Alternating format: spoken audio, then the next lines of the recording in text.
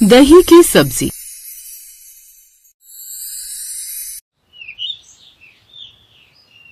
मीनाक्षी को खाना बनाने का बहुत ज्यादा शौक था और वो हर बार तरह तरह के मसाले डालकर तरह तरह की सब्जियां बनाती थी।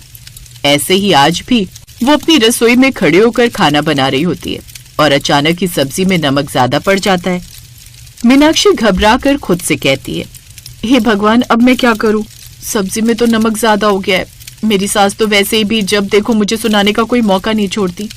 अब वही सब्जी खाकर बेकार में मुझ पर गुस्सा करेंगी और सबको बताएंगी कि मुझे खाना बनाना नहीं आता।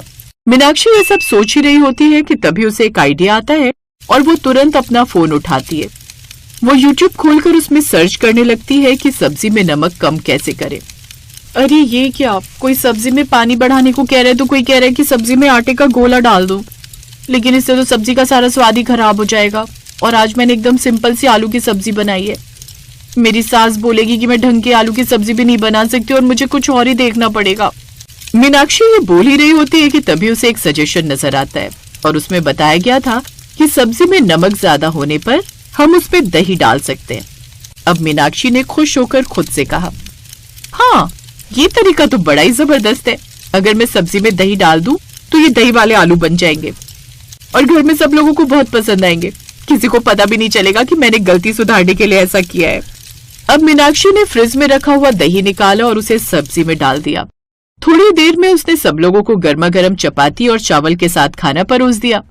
जैसे ही उसकी सास उषा ने खाना खाया तो वो एकदम से बोली, क्या बात है बहू, आज तो तूने ये दही वाली सब्जी आहा जबरदस्त ही बनाई है। खाकर सच में मजा ही आ गया।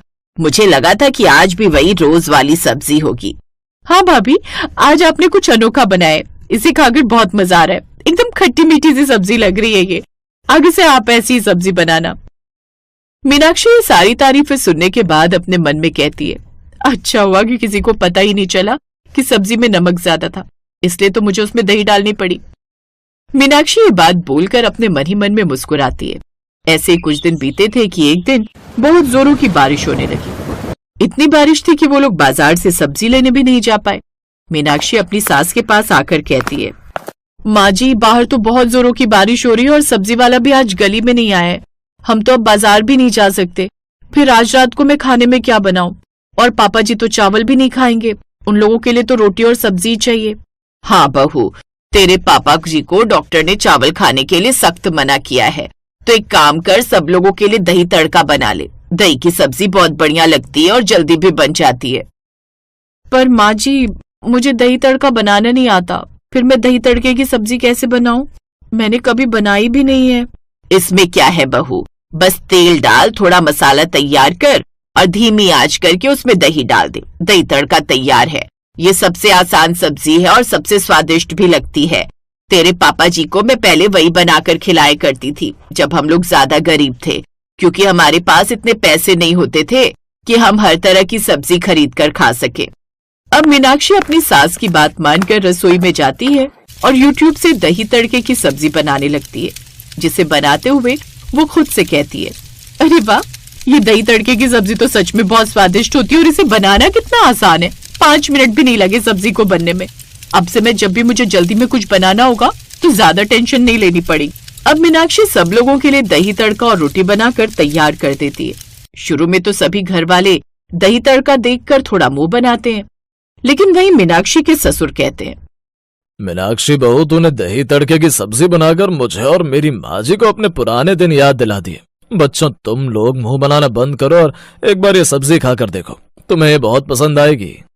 ठीक है पापा, अगर आप कह रहे हैं तो खाकर देख लेती हूँ। पर ये सब्जी कितनी अजीब लग रही है। इसमें तो खाने के जैसा कुछ है ही नहीं, सिर्फ पानी पानी सा ही तो दिख रहा है। भला इसे क्या ही खाएंगे? एक बार खाकर देख, अगर तुझे समझ में नहीं आता है तो मत खाना। अपने लिए बाहर का कुछ कूड़ा कचरा ऑर्डर कर लेना, वही तुम्हारे पिज्जा और फ्राइज वगैरह। वैसे भी ये सब्जी एकदम देसी है, तुम जैसे आधी शहरी लोगों को कहाँ पसंद आएगी। अब पूरा परिवार जैसे ही दही तड़के की सब्जी खाता है तो उन्हें वो बहुत स्वादिष्ट लगती है। मीनाक्षी भी ये सब देखकर खुश हो जाती है कि उसकी सबसे नखरीली ननद ने भी पूरी कटोरी भरकर सब्जी खत्म कर दी। अब अगले दिन मीनाक्षी जब रसोई में खड़ी थी तो वो खुद से कहती है, दही खाना तो सेहत के लिए भी अच्छा होता है और शरीर को फायदा भी करता है। दही खाने से दिमाग और मन भी शांत रहेगा।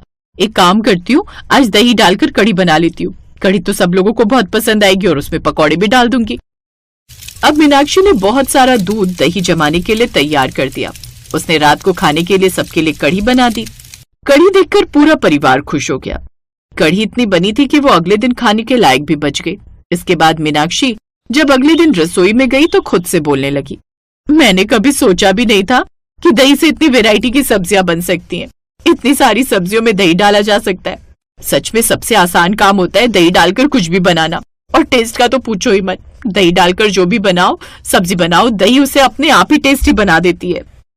अब क्या था, मीनाक्षी को सब ससुराल वालों की तारीफें सुनने की और दही डालकर सब्जी बनाने की आदत लग गई थी। उसकी हर सब्जी अब सब्जी कम और दही की सब्जी ज्यादा हुआ करती थी। वो हर चीज में दही ठोक देती थी। ऐसे एक दिन मीनाक्षी का ससुर बहुत खांस रहा था। मीनाक्षी अपने ससुर के लिए काढ़ा लेकर आती है और कहती है, पापा जी इसे पी लीजिए, इससे आपकी खांसी में आराम होगा। नहीं मीनाक्षी बेटा, मुझे बाहर की हवा नहीं लगी है। ये जो तुम हर सब्जी में दही डाल रही हो, ये सब उसी की वजह से हुआ है। दही की तासीर ठंडी होती है और इसीलिए मुझे झेलने में दिक्कत हो रही है। मैं जानता हूँ कि तुम्हें दही डालकर सब्जी बनाना अच्छा लगता है, क्योंकि हम सब लोग तुम्हारी तारीफ करते हैं और सब्जी सच में स्वादिष्ट लगती है। लेकिन दही शरीर को नुकसान भी तो करता है अगर उसे बिना सोचे समझे हर जगह इस्तेमाल किया जाए। पापा जी असल में बात यह है कि कभी नमक ज्यादा हो जाता है तो कभी मसाले ज्यादा हो जाते हैं और फिर माँ जी मुझ पर गुस्सा करती हैं। मुझे वो बिल्कुल अच्छा नहीं लगता, इसलिए मैं दही डाल देती हूँ। बहू सास का रिश्ता तो ऐसा ही होता है। थोड़ी बहुत खींचातान तो चलती है, लेकिन अब तू अपनी सास के डर से दही की सब्जी में ही अपने आप को बांध कर रखेगी तो कैसे चलेगा। तेरा जो दिल करे वो बना, जैसा बनता है वैसा बना, धीरे धीरे खुद ही सुधार हो जाएगा। पापा जी आप बिल्कुल ठीक कह रहे हैं। माँ जी की तारीफ हासिल करने के लिए मैंने हर सब्जी में दही डालना शुरू कर दिया था। मैं बड़े बड़े बर्तनों में दही जमा कर रख देती थी, जो आधा इस्तेमाल होता और आधा फेंकने में जाता। इससे तो अन्न का अपमान होता था।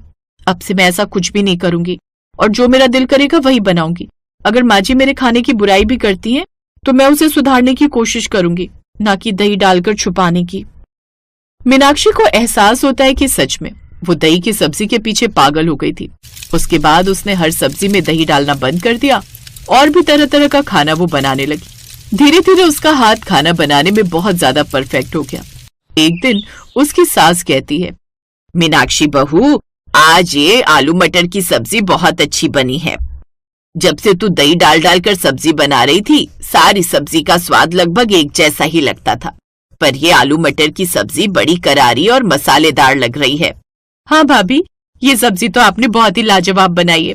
अब से मेरी फेवरेट सब्जी आलू मटर की बन गई है। लेकिन मेरी फेवरेट जानकर अब आप हर बार आलू मटर की सब्जी मत बनाने लगना।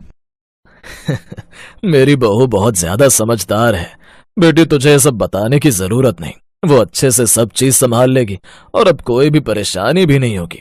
इस बहाने हमें भी दही की सब्जी से छुटकारा तो मिला। मीनाक्षी तुम कभी कभी दही की सब्जी बना लिया करो, लेकिन इसका मतलब ये नहीं कि हमारे घर के मेन्यू में हमेशा दही की सब्जी का ही ऑप्शन हो। हाँ भाभी, अगर ऐसा हुआ तो मैं आपको भाभी नहीं दही की सब्जी वाली भाभी बोलने लगूंगी। अपनी ननद की बात सुनकर मीनाक्षी जोर से हंसने लगती है। उसे एहसास होता है कि हमें कभी कभी जिंदगी में आगे बढ़ना चाहिए और हमेशा किसी एक ही चीज पर भी अड़े नहीं रहना चाहिए, क्योंकि बदलाव ही प्रकृति का नियम है।